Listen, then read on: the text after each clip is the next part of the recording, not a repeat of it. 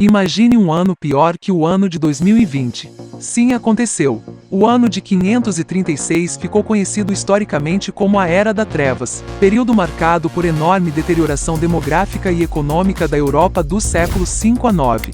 No início de 536 d.C., uma misteriosa névoa cobriu a Europa, o Oriente Médio e parte da Ásia. O Sol perdeu o brilho e a temperatura dessas regiões caiu. Veja agora o ano 536, o início da Era das Trevas.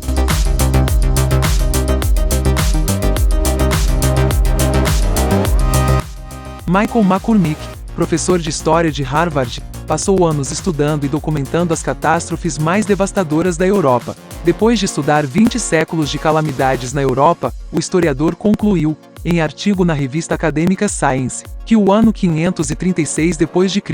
foi o começo de um dos piores períodos, se não o pior, para se estar vivo.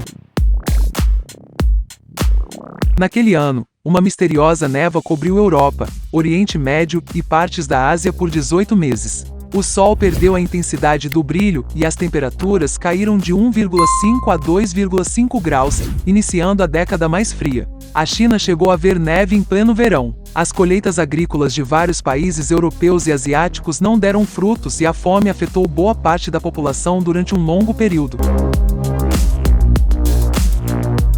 Os historiadores há anos denominam a primeira metade do século VI como a época obscura, mas a origem desse período de treva foi por muito tempo um mistério. As nuvens negras que cobriram parte do hemisfério norte eram, na realidade, cinzas procedentes de uma enorme erupção vulcânica ocorrida na Islândia. Depois de uma análise mais precisa do interior de uma geleira suíça, a equipe coordenada por M.C. Cormick e o especialista em geleiras Paul Majewski apontaram que as erupções provocaram um aumento do nível de acetato de chumbo no ar. Após o ano de 536, se seguiram outras gigantes erupções, em 540 e 547. O historiador de Harvard acredita que isso foi o cenário perfeito para a disseminação da peste bubônica, quando grandes grupos de famintos decidiram migrar para outras regiões, levando com eles a doença transmitida pelos ratos, em 541, o que provocou uma paralisia econômica no continente até 640 d.C.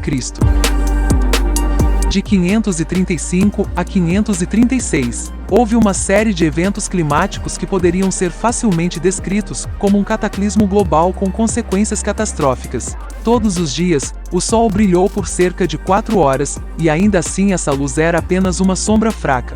Todos declararam que o Sol nunca mais recuperaria sua plena luz.